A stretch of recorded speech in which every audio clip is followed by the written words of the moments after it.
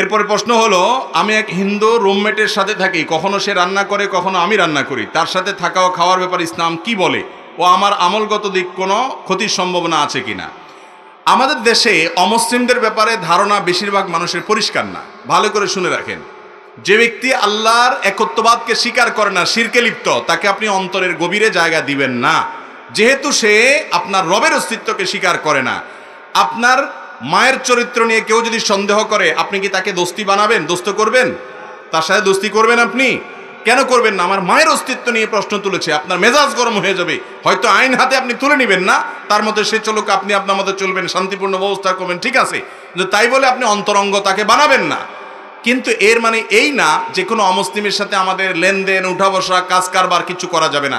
নবী করিম সাল্লাল্লাহু আলাইহি সাল্লামের অমুসলিম সেবক ছিল, কাজের লোক ছিল, তাকে তিনি নিয়োগ দিয়েছেন। আজকাল কোনো ইমাম সাহেব যদি কোনো হিন্দু, কোনো ইহুদি, কোনো খ্রিস্টান, কোনো অমুসলমানকে কাজের লোক নিয়োগ দেয়, তার চাকরি থাকবে?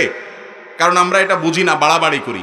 মনে রাখবেন, লা ইয়ানহাকুমুল্লাহু আনিল্লাযিনা লাম ইউকাতিলুকুম ফিদ-দ্বীন, যে সমস্ত অমুসলিম অন্য ধর্মের মানুষরা তোমাদের উপরে যুদ্ধ চাপায় দেয় নাই, গন্ডগোল চাপায় দেয় নাই, ওয়ালাম ইউখরিজুকুম মিন দিয়ারিকুম, তোমাদের বাসাবাড়ি থেকে বের করে দেয় নাই, তাদের ব্যাপারে আল্লাহ তাআলা নিষেধ করেন না আন তাবাররুহুম ওয়া তুকসিতু ইলাইহিম, তাদের সাথে সদাচরণ করতে। বিধায় অন্য ধর্মাবলম্বী কেউ অসুস্থ হলে তাকে দেখতে যাবেন, তার খোঁজ খবর নেবেন, তার উপকার করতে পারেন, তাকে সাধারণ দান করতে পারেন, এবং তাকে কাজের লোক হিসাবে রাখতে পারেন, তার অধীনে কাজ করতে পারেন, তাকে টাকা ধার দিতে পারেন, তার কাছ থেকে টাকা ধার নিতে পারেন, তার সাথে থাকতে পারেন, কোনো অসুবিধা।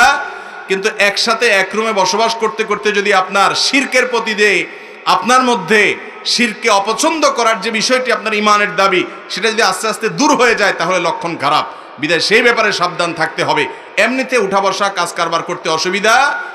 একসাথে রান্না বাড়া করলে সে যদি হালাল কিছু রাঁধে আপনি খেতে পারেন, বা আপনি যদি হালাল কিছু রান্না করেন সেও খেতে পারে।